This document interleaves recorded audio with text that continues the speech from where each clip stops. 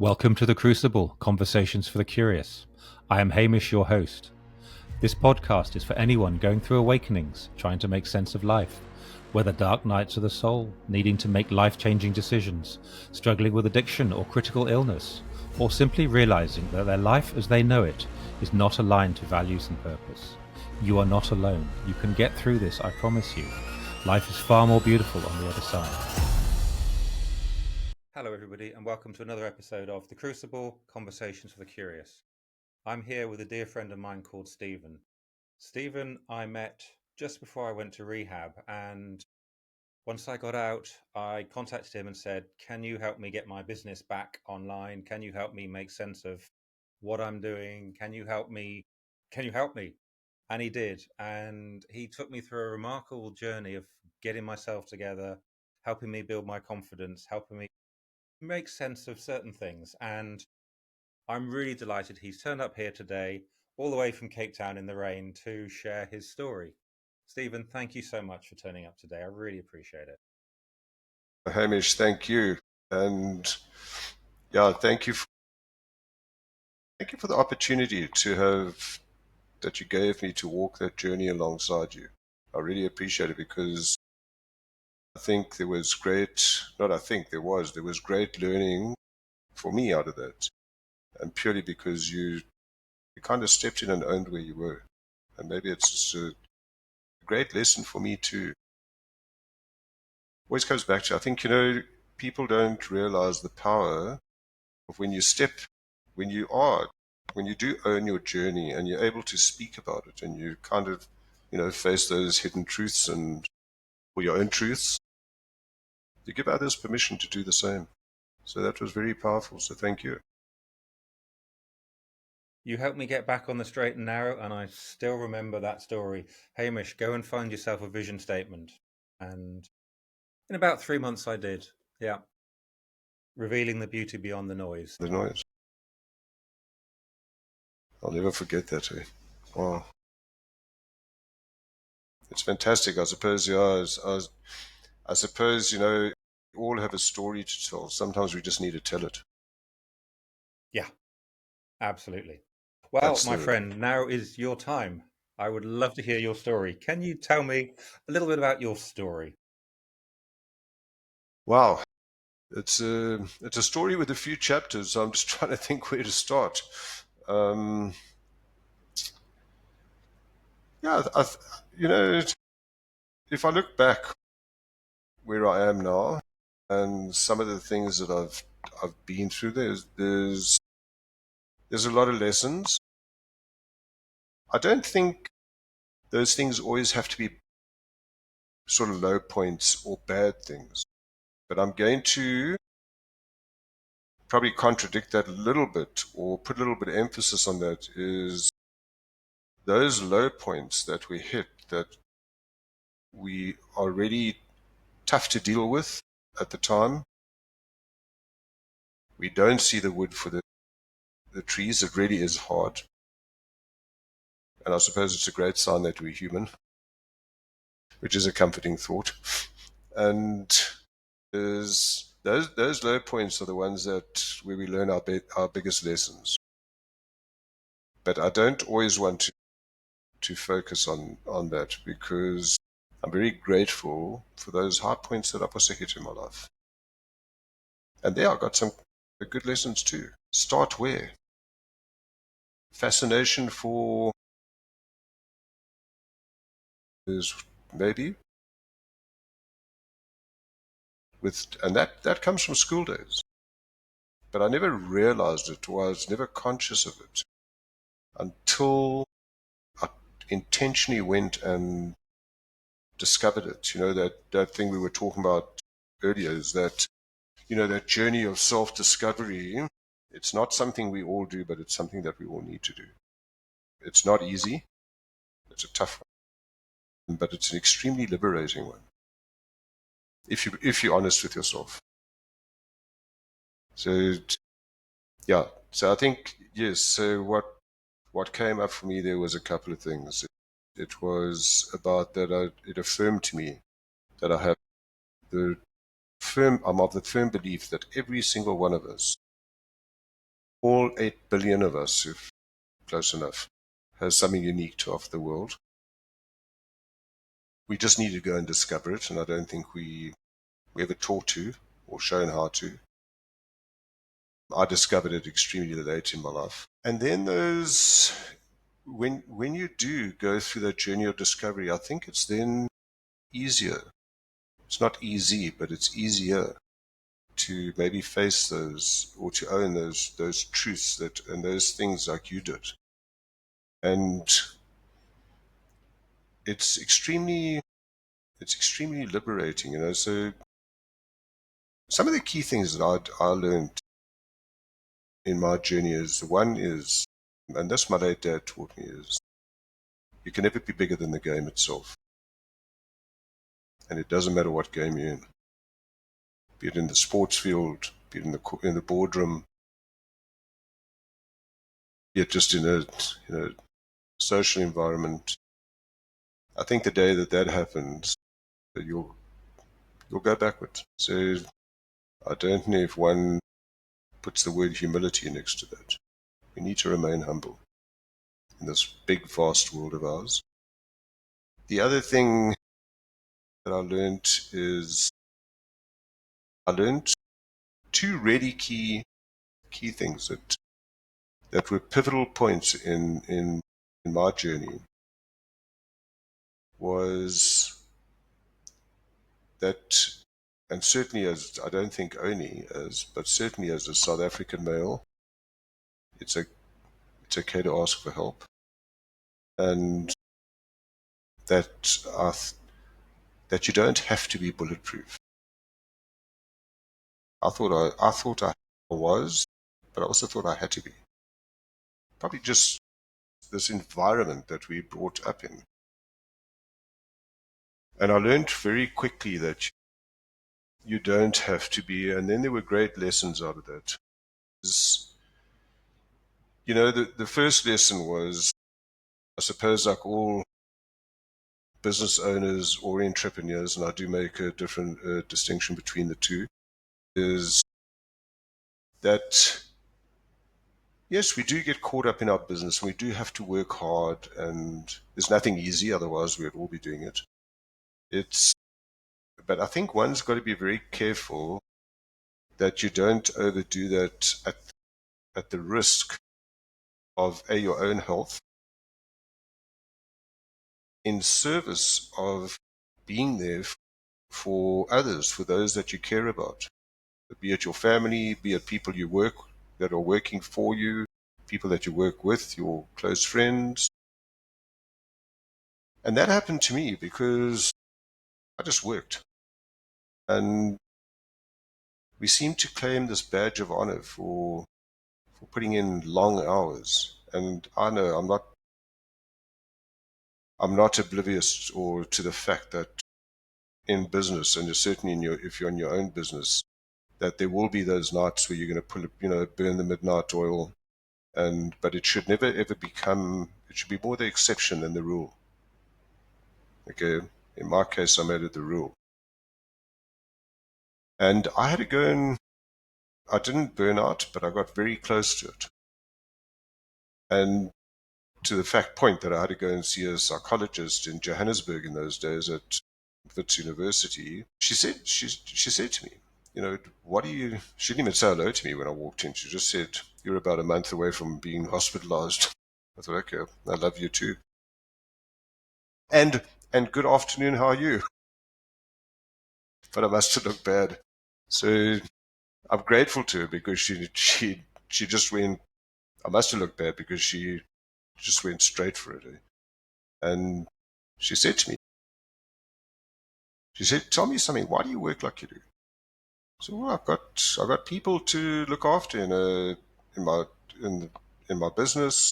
I've got in the factory that I was in, and then I was in partnership with other people. I said I have my family to look after. She said, that's interesting. She says, you're probably about a month away from being hospitalized and hopefully without a heart attack. And she says, what do you do like for yourself to to kind of recharge yourself? I said, well, I love running. I go to gym, not to do weights, just to keep fit or keep the muscles strong. I play golf and all these wonderful things. And she says, oh, that's amazing. Then why do you look like you do? Because those are great things to do. I said, because I do them all in theory. And then came the famous question, why? I said, because I just don't have time, because we're busy, touch wood, and I've got to make sure that all's good. And she said, that's interesting. So look at the condition you're in. And all these people that you tell me that you care for, that you're working so hard to look after, those people that you really care for.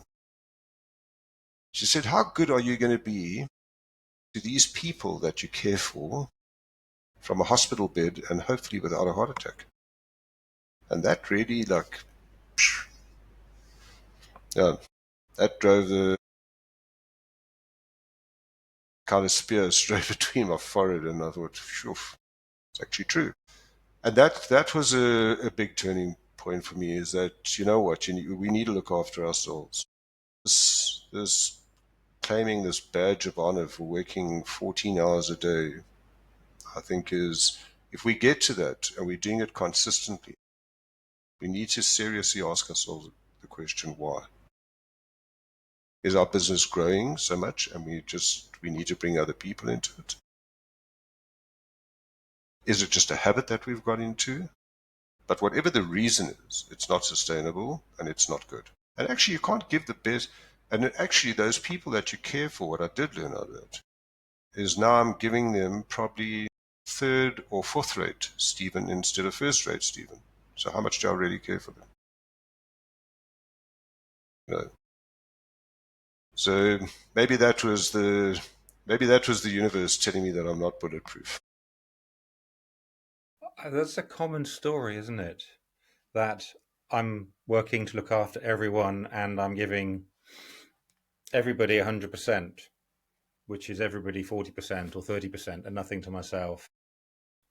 As you said, my wife, my kids, they're getting that, work's getting that, and if I get sick, they'll just replace me without even caring. Sounds like she was a really interesting person. Yeah. She was. You know what, Hamish? She did leave me with one thing that I've never forgotten. I haven't always implemented, although I must tell you, I've started implementing it more intentionally now. So that was 1996. Yeah, so I'm a bit of a slow learner. Yeah, a little while after that. No, but I have intentionally started taking time out for myself. I start listening to those signals, when I'm struggling with something, or mentally I'm talking about, or feel tired or feel exhausted, I started listening to that. And, there was something that always stuck with me, because when I walked out, she said to me, she said, if there's one thing you take away from here, she says, just remember the most important appointment that you will ever make in your calendar is with you. And I've never forgotten that. I've only just started doing it. I hope she's not listening. So, yeah. And I think a big thing, Hamish, is another add on to that is to actually take that time out that you need without feeling guilty. That's a big thing. Because I would take it out and I think, maybe I should be doing this, maybe I should be at the office, maybe I should be. And you're not really taking time out. You physically have stepped out, but mentally you're still in it. I think that it's easier said than done. But once you do it, and like where I am right now I'll do it. I'm telling you, it's like I will sit in front of my computer like this, because a lot of my work is on my laptop, which I'm extremely grateful for. But as soon as I feel that I'm hitting this like sort of mental downer, or the battery is really running low, I listen to myself. I'll close up my computer. I have 3 places in Durbanville, where I live, quite near, all within probably about 10 minutes of me. 3 different places that I can choose, that I call my happy place. They are all like coffee shops, but they're not busy places. They're just people there. It's a place where I can feel comfortable and I can go to and just, if I can say, not think.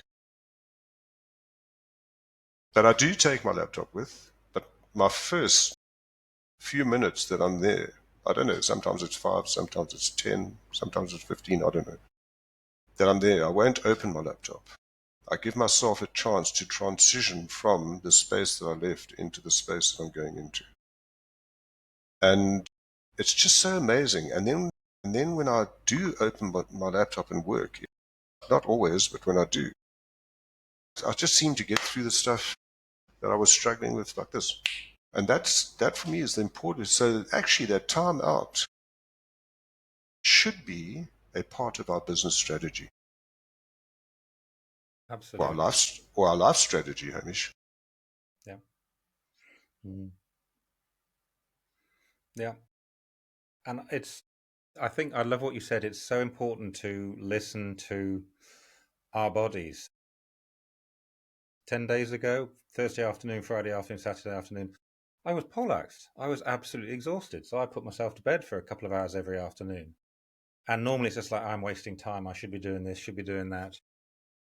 Come Monday morning, I had the busiest week I've ever had. I was on Zoom for hours a day, doing this, doing courses, doing programs. I got to Friday, I could still stand up. It was so nice to realize that my body said, you need to sleep, matey, otherwise you're not going to get through the week and there's a lot to learn. Yeah, I crashed over the weekend. That's fine. So it was that very much, all the hard work, but I did the other side to try and get that harmony a bit. And I think, yeah, as you said, there's times we have to do that. We also have to stop and listen. Yes. And I'm getting better at that as well, slowly. I still feel pangs of guilt, and yet that guilt is just self-imposed, isn't it? It is just self-imposed. You know what? It's as you talk about that. We have all these distractions, which is again, it's mental distractions. Like, for example, that. Sorry, that's my cell phone. But that, no, I'd find myself saying so I'm addicted. I'm addicted to this, and I find myself saying to people, saying, "No, this bloody thing." But I actually had to think about that. This thing is actually pretty good. I mean, like coming here today, I was stuck in traffic. I could get hold of Hamish, who's sitting on the other side of the world, with this to say to him, I'm stuck in traffic, I'm running a bit late. Okay, so this thing is good. It's not this bloody thing, it's this bloody thing that's addicted to this. Every time it pings or rings or beeps or something, I feel the need to not even answer, to look at it. And it's crazy. It's crazy. So what I did is I decided that I'm now going to turn my data off permanently. And so that means I can only use this, or I'll only get those pings and beeps and all that when I'm in a Wi-Fi area. And then, to my disbelief, where my ego took a hell of a knock, okay, because I found out one day that for 5 hours I wasn't on, or 4 hours, I wasn't on my phone. And when I got into a Wi-Fi area at one of my happy spaces, then they all started coming through, all the WhatsApps. And I went through them. Half of them were probably just chats on groups. There were probably 2 or 3 of them that were really meaningful and needed to be answered, but didn't need to be answered now.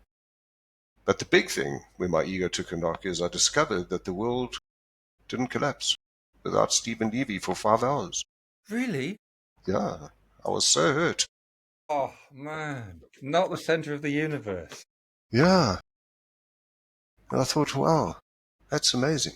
So we live in this fast-paced world, and I think we have this thing that And I'm sure I'm not the only one, but even if I am, well then, well done to everybody else. I'm sure that the only one that feels we have to answer as soon as I get a message, or I have to respond now. And I have to actually discover that we don't. I'm not a doctor.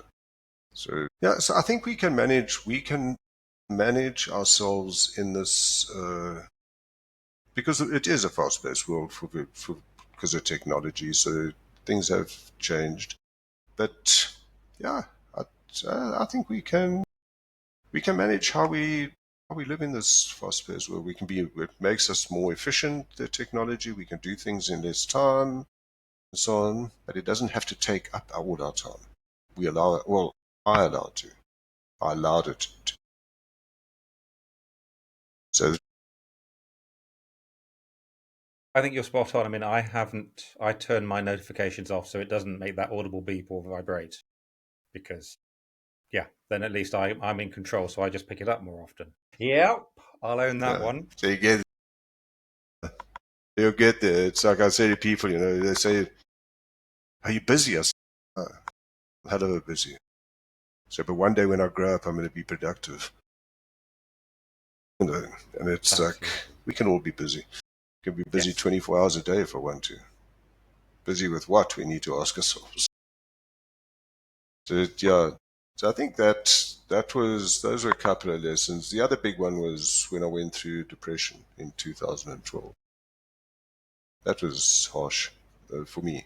What was the lesson that came?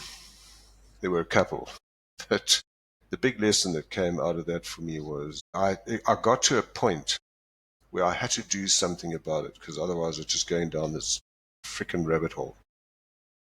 And I got to this point where I still remember it very clearly. I was sitting in our lounge and I was lying on the couch feeling all sorry for myself, that the whole world was against Steven. This victim mentality. I must say I had great support from my brother and my sister. My sister flew to Cape Town to come see me. I'll tell you a story about that.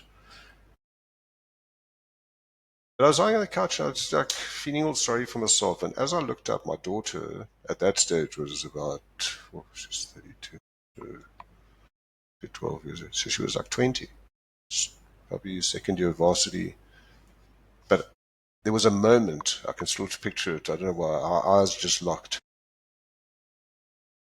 And it was that moment I thought, Steven, what are you doing? You better get your shit together. Okay. Pull yourself right and do something about this. And it was my sister who gave me the name of a clinical psychologist in Cape Town. And I phoned her. It was a Sunday night. And she said to me, and this is the lesson. She said she said that she would see me the next morning. I don't know if she had an opening or it was because she knew my sister, but irrespective. But she said to me, come see me tomorrow and we'll see if we get on. But even if we don't, she says, I must commend you as a South African male for picking up the phone and asking for help. And that was the big lesson for me. Because it was the best thing that I ever did. Spent 6 months with her. And now, if you ask, we need to, if we allowed to, we should, and we need to ask for help when we need it. It's not a weakness. Again, it's another thing. I think it's being irresponsible if we're not.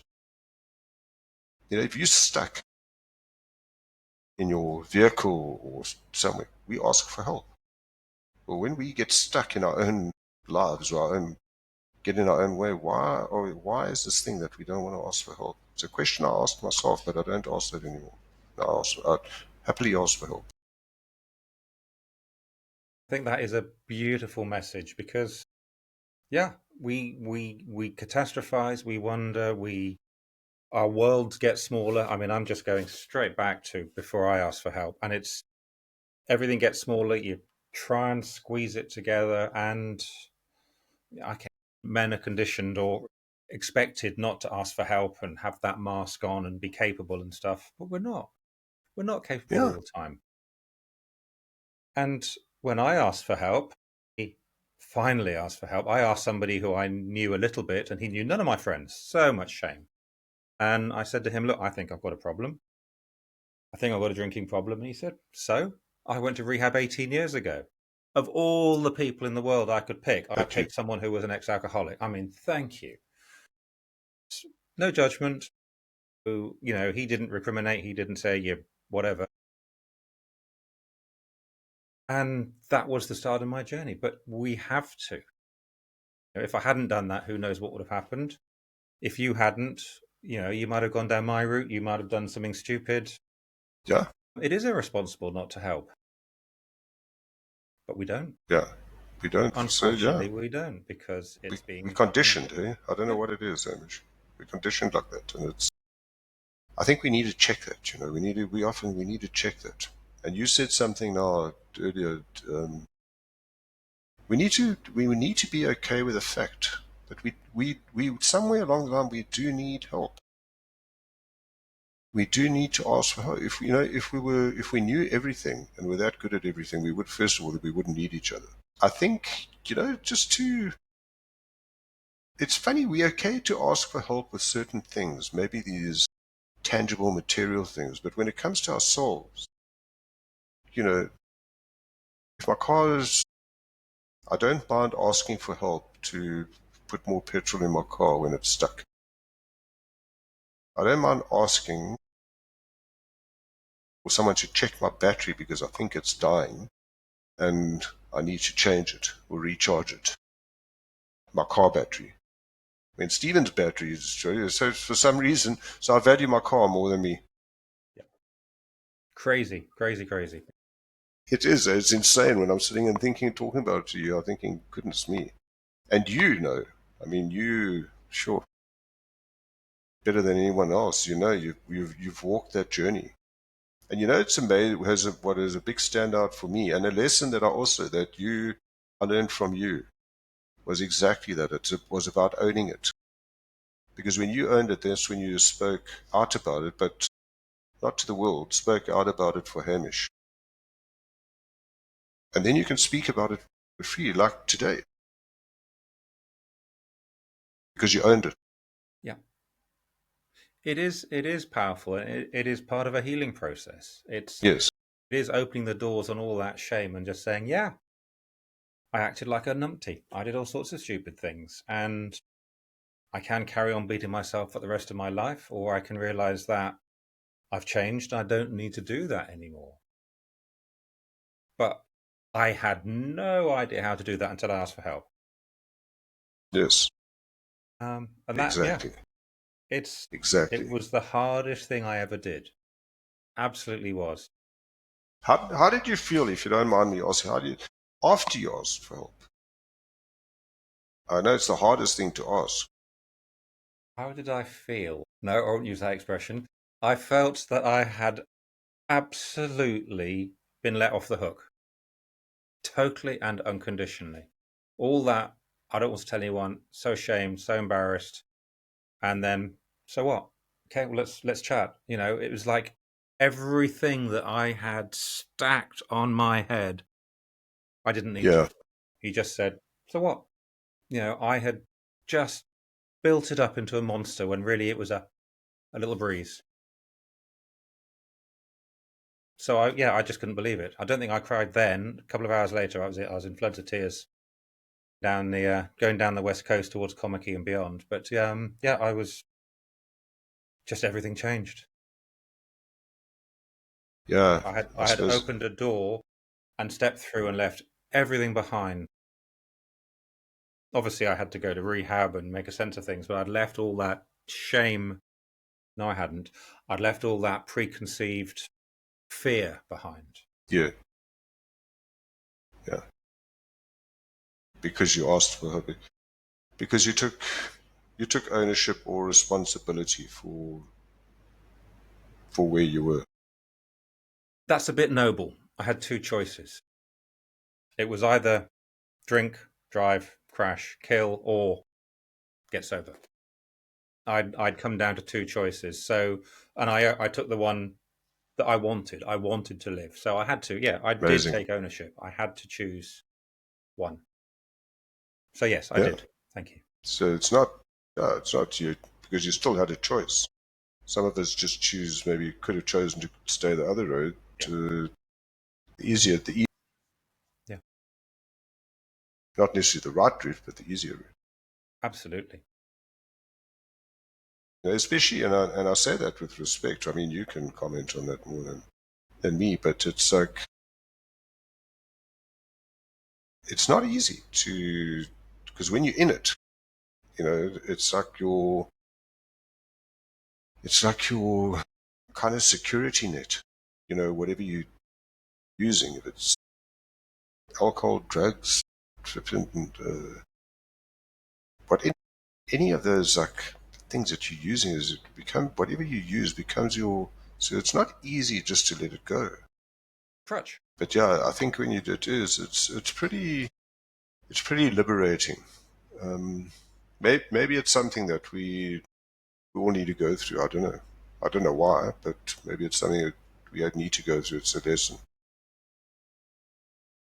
I think people go through all sorts of awakenings and making sense. Yes, awake. I love the title of your book, The Because Awakening. I mean, you certainly have, haven't you? You know, when you became aware of that impending burnout, you had to make a decision. Am I going to carry on that pig-headed South African maleness, or am I going to change? And I had to do the same. Other people on the podcast have come to that fork in the road and had to make that decision. And it is scary because all that familiar, that alcohol kept me safe. That first glass, Yes, fantastic. No more cares, no more anything to give. But my heart was just breaking every time. And so was my spirit, everything, and my body, it was just weighed down. And every. I had to make that choice. I had to own it, as you said. I think it's in that you mentioned something also. It's that want. How much do I want it? How much do I want it? You know, because I think it's only when we want it enough that will kind of do something about it, or step out of that proverbial comfort, or that zone that we think is comfortable, but it's not really. But it's safe. It's safe. Yeah. That's where you've nailed it. I mean, I would hope nobody has to get to the depths that I did. A lot of people have got worse. I'd hope no one got to the depths that you did. A lot of people do that burnout, and um, it is that awareness. It is that scared, and then when it suddenly becomes, I actually want to. I'm going to have to face that scared, or I'm going to have to face that boss, or that addiction, or whatever. Yeah, Yeah, I think just it's that funny thing called life. I suppose absolutely. that's how we grow and learn. If I look back at some of the stupid things I've done, but some of them were fantastic. Yeah. They were fantastically stupid. Yep. I mean, I'm still here, so the things I've done, I don't know, but it's some of them were a close call. But yeah, it. I think the big thing is what we've been chatting about is, what are the lessons? Because if you take a lesson from it, and then I suppose that's where our growth comes from. You know, if you don't take a lesson, then you just keep going. Keep the same pattern. Yeah. Yeah, So what did you do then when this doctor said to you, "Hey, Stephen, you need to think about making some changes"? What did you do to reassess that direction to obviously make those life changes? What did I you thought, what's this decide to doctor do? know? No, it made me think. I had to really consciously give thought to just re-look at the not really look at my life, look at the way I was living it, and saying, what are you going to kind of adjust or tweak? Because it's not big adjustments that one has to make. You know, certain. I think probably behavioral habits that you need to change. This thing that I need to be at my factory every evening to lock up, but yet I've got a factory manager, and there were one or two other people that could have locked up. But no, Steven's out there. What does he do? Drive all the way back to the factory. I don't know, is it a control thing? Because I've got to lock up. I mean, how amazing is that? I'll lock the door. And so I think that's, yeah, I think it's just about what do I need to stop doing, and also honoring myself. That really made me have a look at what I truly value, and then understanding how am I living those values. Because if I tell you I truly value family, which I do, does my behavior align to how much I value it? And at that stage, the answer was no. Yes, it was, I think, before my family, because I'm looking after the business, and yes, that's what generated our income and living. But if you have to ask, not at the expense of my family, and it nearly was. I mean, my wife was my absolute rock. She's even still with me. Yeah, 39 years. That's, I think, yeah, Hamish, in answer, I think it made me really re-look at what I value, and how am I aligned to it in terms of living it. Because just to have a set of values, I think, is just to have it as a checkbox exercise means absolutely nothing. But when you have them, and they're the real, those core things that if you rip it out, boy, you're going to rip your heart out. I think that's important. So I learned also the power of values, and how, because I don't walk around telling people, I value health, I value respect, I value personal development, I value it. They will see it in my behavior. If Hamish says to me, Steven, let's go out on Thursday night, and I said, no, I've got training because I'm really looking after my health in whatever way or form. I said, but I'll tell you what, I'll either see you afterwards, or maybe tomorrow we'll get together. But I really need to go and train. So immediately, I'm telling you how much I value my health. I don't say to you that health is a value of mine. It's through my behavior, my actions. And they're great things to align to, great reference point for when we're not when we're living them. When we're living them, it's easy. I don't need to check in on them. It's when I'm not living them. Because, I don't know if you've experienced that, but when you're not living your aligned to what you truly value, you'll feel uneasy. And we need to then sometimes just stop and question that, or again unpack that and see, what is this about? Yep. And the answer will come. Yeah. I remember doing that with you. You asked me to look at my values, what was important, and you gave me a piece of paper with lots of values on it. Yes. You were gobsmacked when I ripped it all up and then put them down on the floor and made sense of it. Absolutely, because I am now living aligned to my values and my heart and what's important. And, I look in the mirror and these things are shining. 5 years Yeah. ago, they were like holes. And that, I know what's important. And if it's scary, because I know what's important, it's becoming effortless. It's not easy necessarily. I still get out of my comfort zone, but Hamish's compass is pointing that way now. And yeah, that exercise in what is valuable. That exercise in what is my values, what is important to me, really helped me make sense of things. I got a sense of purpose back, really, which I didn't have. I mean, I loved what I did. Yeah, I think that's really powerful. Yeah, you love what you do, but you're not just coasting along in it. You'd go out and actually do something towards it.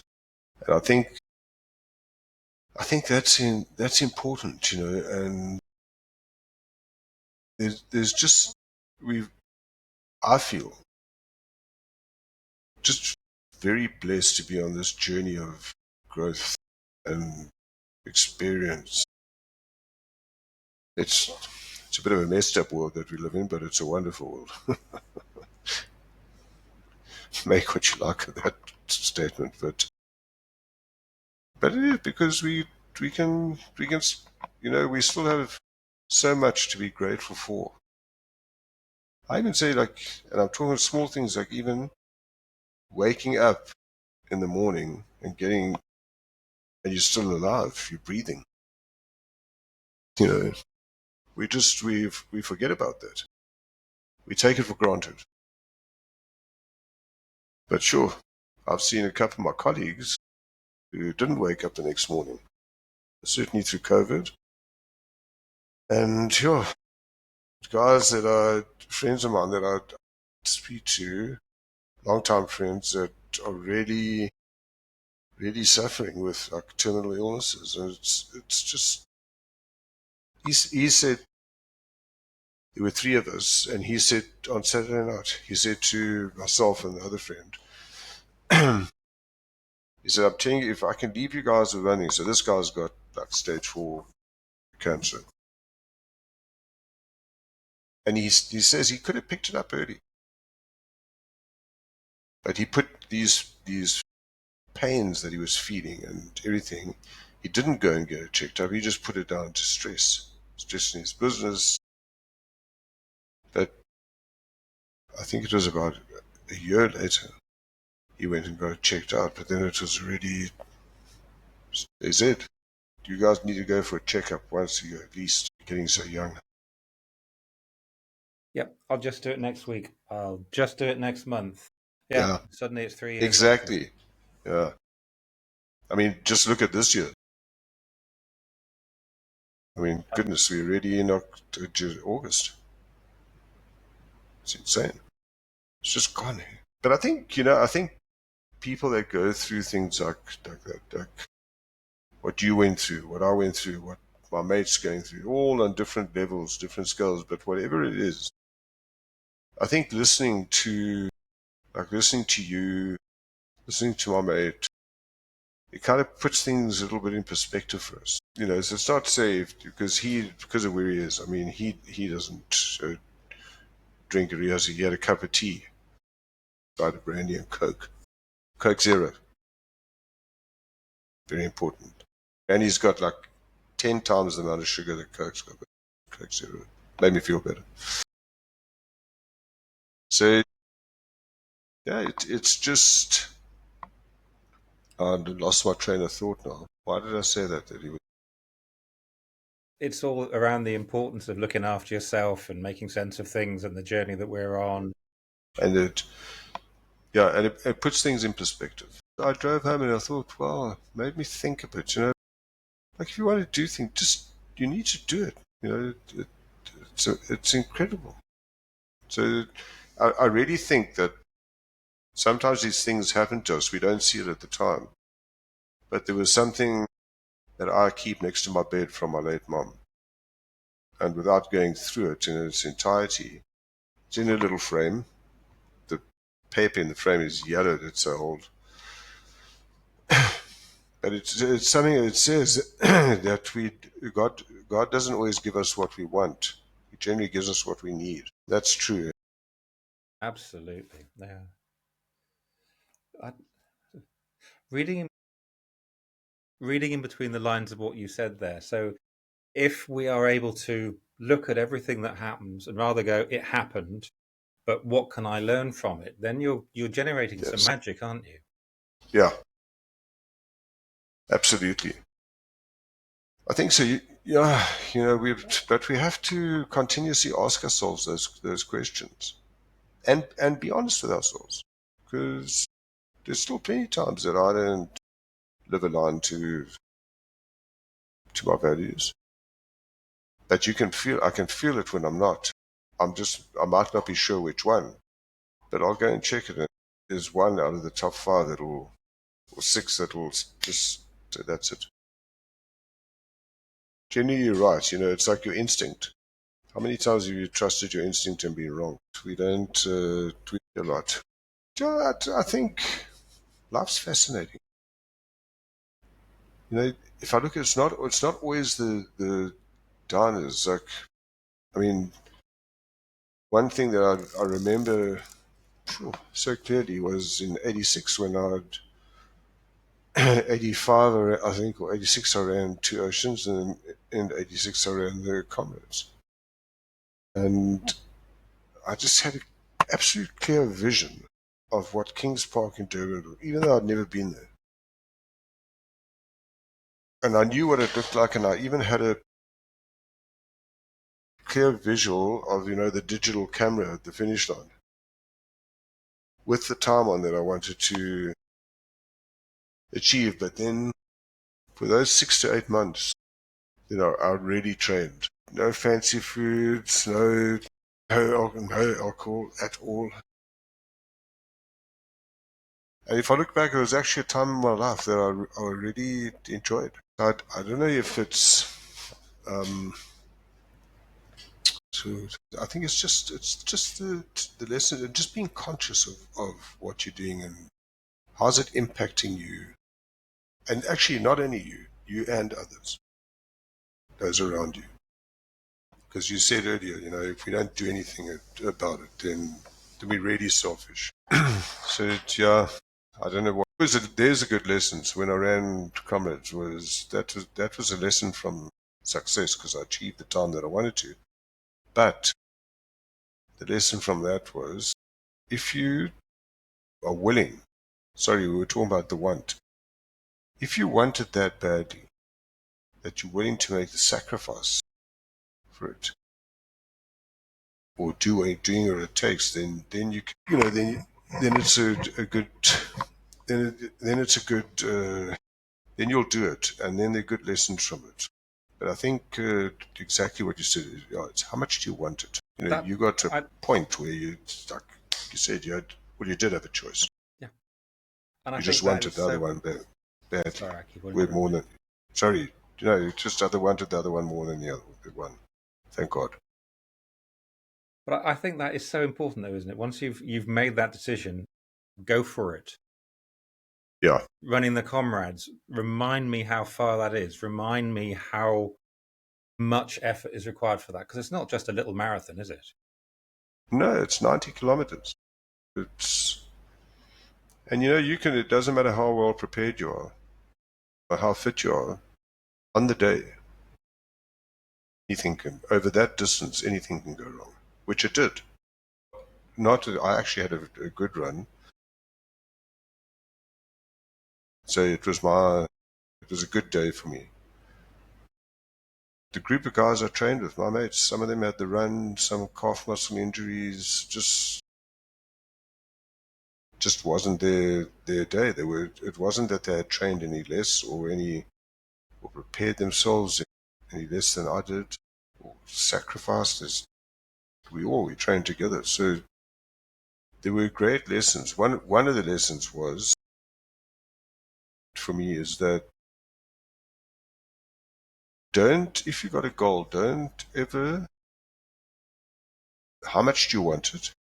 And don't ever not believe that you will achieve it. And some people are going to say, oh, but geez, that's a little bit unrealistic. Don't believe that you cannot achieve. Make peace of the fact that you might not achieve the outcomes that you want to on the day. But in your preparation work, not once when I was training for Comrades did I ever think, sure, I just trained. No, if I carry on training like this, because at those days I read Bruce Fordyce's book, and he was the king of Comrades then. So I thought, okay, well, who better to learn from? So I stuck to a training regime, and I thought, okay, well, if you what was funny in that book, Hamish? He said your 90K Comrades will be determined by your 8K time trial. And I'm thinking, no, this guy's on drugs. And he was right. So I think sometimes also who we seek help or advice from is also important. No, absolutely. I'm just looking back to your going for something, seeking for something, setting a. I'm going to start that again because that's a lisp. I'm going back to your setting that goal and a target. After I left university, I decided I wanted to get into the TV industry, and I went down to London, back again, down to London for 6 months. I went down to London pretty much twice a month.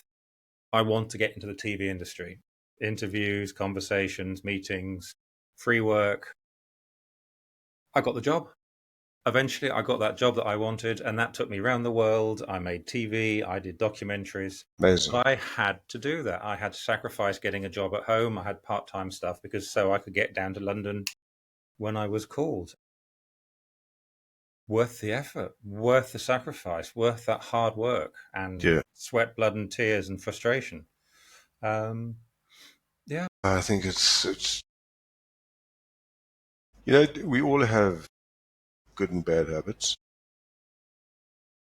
We'll change those habits when we want to, or when we want to enough. mm-hmm. And I think that's like anything. I look at these brave men and women that climb Everest, and I often think about what is it that makes you want to go up there? The risk is death. They want it more than death. Yeah. It's that want. How much do I want it? Well, that's the first one. And then the second one is, if I want it that badly, like the example I gave you, how much are you prepared to do what it takes to get it? I think that's the trick. Then also thinking about it, you wanted that job to work. You put all those hours into it to make it work, to build it up, and that was your want. And then someone said, do you want your family? Just like, hell yeah, I want them even more. So you had that, you. I don't think you can be too rigid on anything because you've just got to keep aware, isn't it? Yeah. I think that awareness helps you deal with those changes or those unexpected changes or those unexpected challenges that come along. It's very much about your awareness. And I think when you are that self-aware of what you do, with the understanding that not everybody will do it your way, is great. It really is.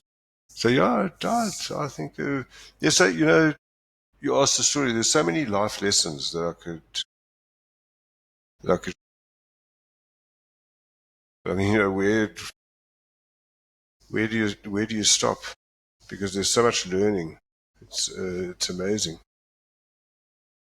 Okay, then those learning opportunities, those lows and they're great learning opportunities, and we need to seek them out and embrace them. Okay, then so here's one for you. We've got people listening to the show, and they are working very hard. They've got that balance wrong. How would you encourage them to spot that or understand that I'm working, I've got a goal, but family's slipping, personal health is slipping, the gym's slipping, the drinking's going up. There's that lack of balance. How would you encourage someone to spot things like that? I think very much be in touch with yourself.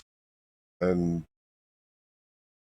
if you haven't done that, first of all, we have to check in, what is this? If I'm not, it'll send out its own signal, because purely by the fact that they might ask themselves, geez, they're going to say, I'm not happy here. In this space, it's not that I can do anything about it. We know, we know. I've been out on a drinking spree. Do you think? And because I enjoy my running and my swimming, I know it's stupid. I say to myself, Stephen, you're stuffing yourself up, and I carry on. So I think we know. We just got to.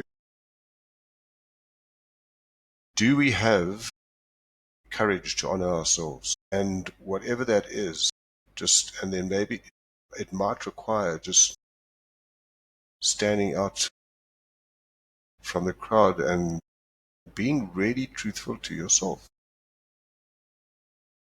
You don't have to lose friends, you don't have to lose people, just because when you do, when you get to that of understanding and awareness, I think that it's easier because you're able to communicate it. It's easier to deal with the crowd and just, knowing skies, enjoying your company, happy with what I got, having my Coke. I'm not going to join you for not. I'm not saying there's anything wrong with it, having a drink and that, but it's, yeah. I think the big thing is that level of self-awareness and listening to your body. When you're feeling out of sorts, there's a reason. And it might not always be somebody else. It might be you yourself. Our egos might say it's something external. But, it really is. Who was it? Louise Hay. Louise Hay, have you read her book, that Healing Yourself or something? I can't remember the thing, but, she says disease is exactly that. It's a dis-ease. When you feel the dis-ease, it's something that you are not aligned to. So I would just say to people, just take, when you're feeling uneasy about something, step back. Like we were talking about earlier. Step back and kind of have a look at it. What is happening? But it will require you to be honest with yourself. And if you're not happy with it, do something about it. And if you're not doing something about it, then you're too comfortable with being uncomfortable. Yeah. Yeah, I love that. It is. It's accountability and a bit of self-responsibility, isn't it? And that is uncomfortable, but you've got choices. Yeah, Stay exactly. suffering or make a change. Yeah. But, to make the change, it's not always easy. But again, it comes back to the change. What is the outcome I'm looking for? And the change that I want to make. Am I prepared to do what it takes to get there? Yeah. I think you've absolutely nailed it there. And it's when you give it some structure and form, it is scary, but what do you want? And if you can get that end goal and you can see that, it makes it, you've got a frame of reference. I'm here, I want to get to there. And then suddenly that potential becomes possible, doesn't it? Rather than I'm unhappy. Well, I'm unhappy. I'm unhappy, So I just stay unhappy. And when you've And got then you such a just, target, yeah.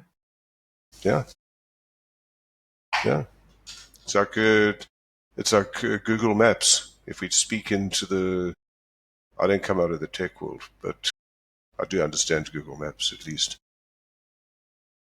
It's like, if I come over to the UK and I say, Hamish, we're going to meet for coffee, and you say to me, okay, Stephen, let's meet at the local coffee shop, and I'll send you the address. No, just give me the pin location. I'll get there. I'll tell you how to get there. No, give me the pin location.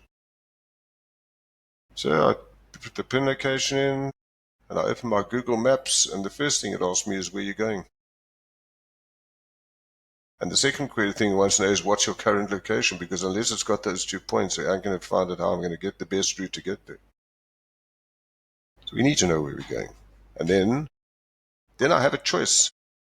How much do I want to get there? Then I've got to just get in my car and drive there, and I'll meet Hamish. Yep. And I remember you said it might be like that, but it might be like that, and it might be like that to get it. I remember you telling that to me. It's not necessarily you don't know the journey. You got the destination, but it might not be a straight Sure. line. But at least I know, even if you come back to the Google Maps analogy, it's like, so now I'm on my way to you, and there's, for some reason, another roadblock, or, I have to make a detour. I don't phone you and say I'm not coming to see you. I'll just phone you and say, or WhatsApp you and say, I'm going to be, instead of being there at 2:30, I'm going to be there at 3. but I still get you. But yeah, it's a lot easier said than done. It comes back to, I think, this understanding who you are and what is it that energizes you and what is it that makes you tick and what is it that makes you do things the way you do, because we can both have the same outcome that we're trying to achieve, but we will do it differently, because I can never be Hamish and Hamish can never be Steven. And it's hard. It's hard enough being yourself. Why would you want to try and be someone else? But we do that. I mean, flip. I've done it. So, and sometimes I still do. I just catch myself a lot. That's it, isn't it? It doesn't become easier. We just get better at it. It does not become Yes, easier. 100%, 100%. So yeah, but that's what makes this whole journey of life so fascinating. And you've actually, Hamish, I must tell you, just chatting about it it's just amazing.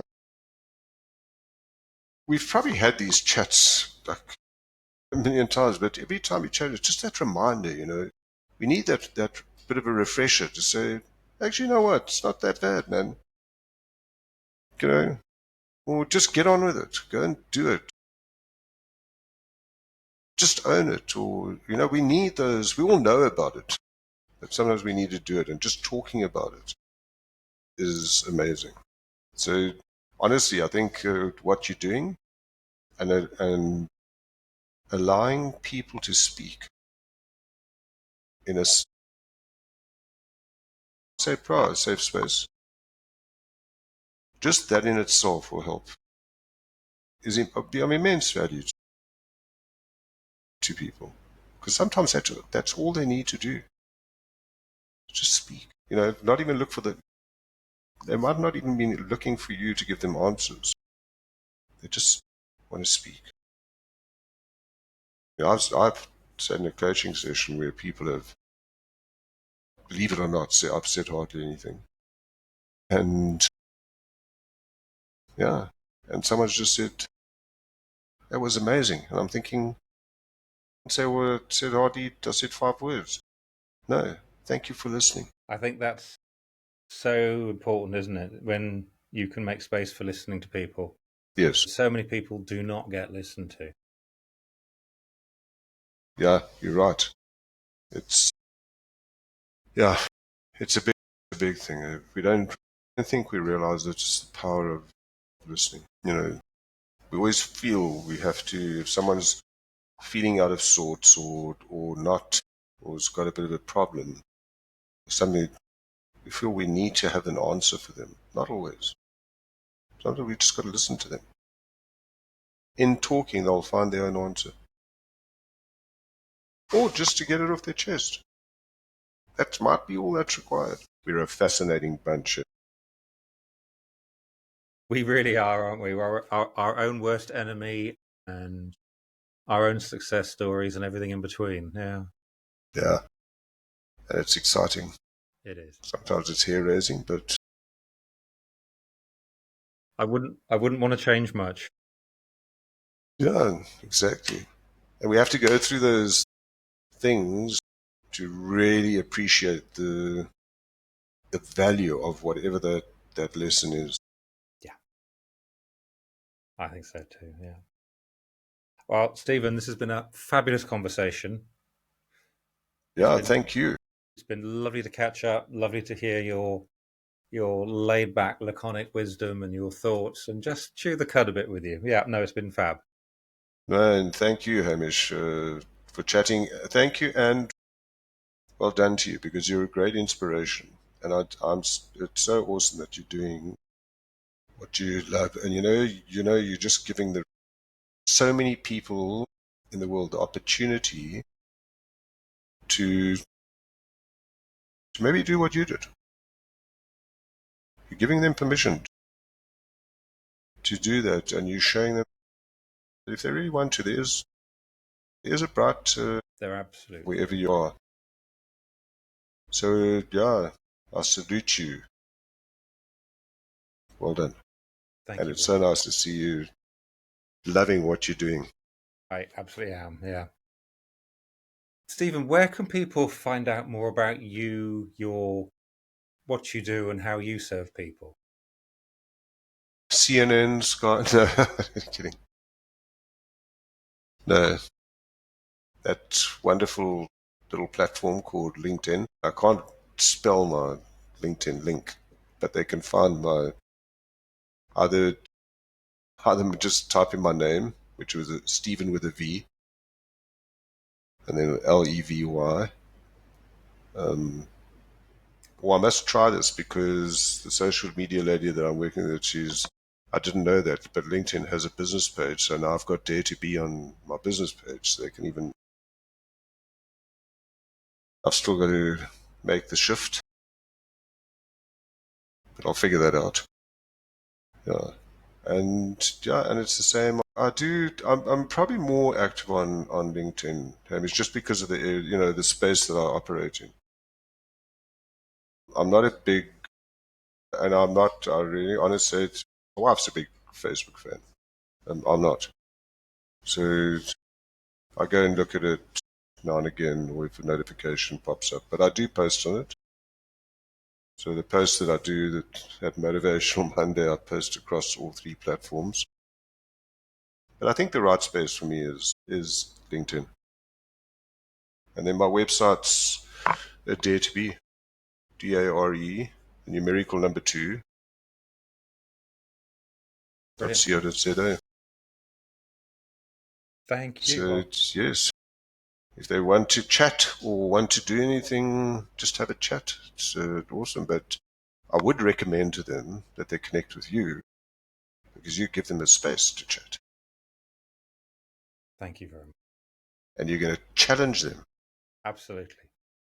Yes, You're going to challenge them to speak about the things that they maybe don't want to speak about, and you're going to play it to for the people, others to hear. So I think it's a great thing. In my space, they can come and chat, and we just chat.